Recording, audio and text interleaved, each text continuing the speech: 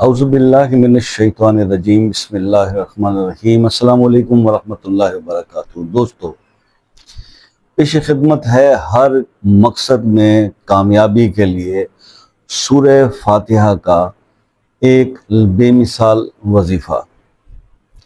مقصد کوئی بھی ہو، ہر مقصد میں کامیابی کے لیے، یعنی آپ کوئی ایسا، اس کو آپ فتح یابی کا وظیفہ بھی کہہ سکتے ہیں، کامیابی کا وظیفہ بھی کہہ سکتے ہیں۔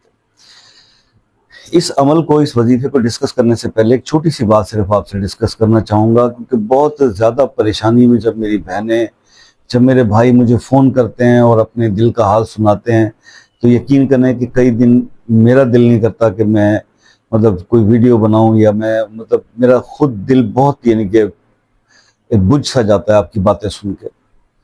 لیکن میں آپ کو ایک چیز بتانا چاہتا ہوں، اس سے آپ کا غم بھی دور ہوگا، اور وہ بات کچھ یہ ہے کہ دیکھیں، دو چیزیں ہوتی ہیں، ایک ہوتی ہے آپ کی مرضی اور ایک ہوتی ہے اللہ کی مرضی۔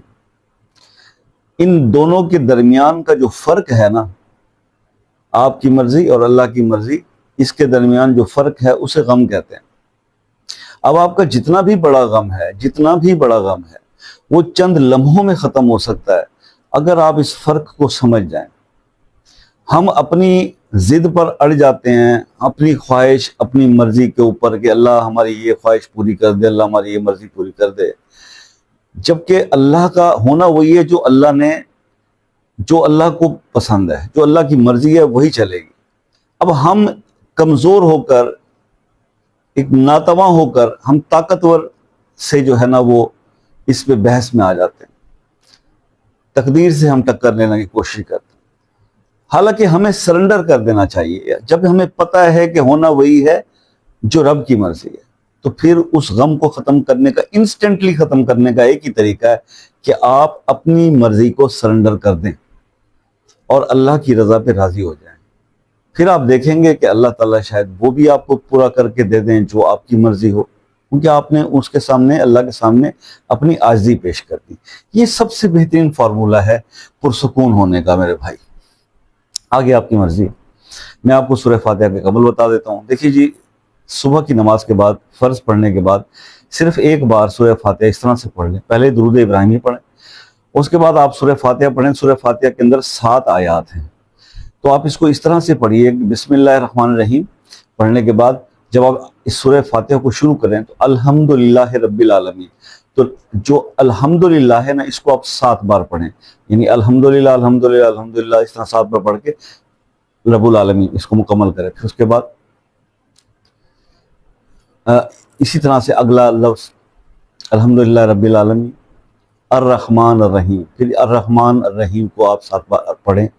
اس کے بعد مالک یوم الدین، پھر مالک یوم الدین، 107۔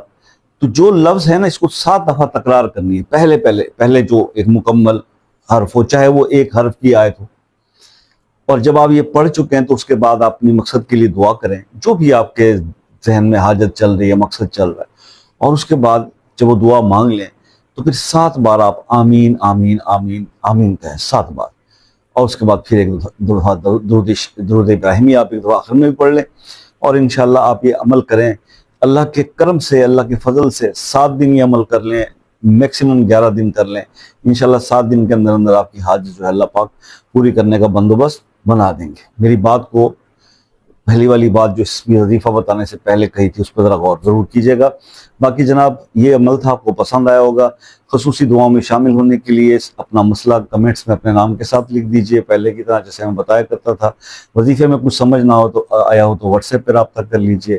امریکن لوٹو والے لوگ اور یو کے ملینئر والے پروگرام کے لیے یو کے اور یو ایس اے سے صرف دوست رابطہ کریں، اور کسی کنٹری سے رابطہ نہ کریں۔ باقی انشاءاللہ دعاؤں میں یاد رکھیے گا۔ زندگی رہی تو نیکسٹ ویڈیو ملاقات ہوگی، تب تک کے لیے اجازت، اللہ حافظ۔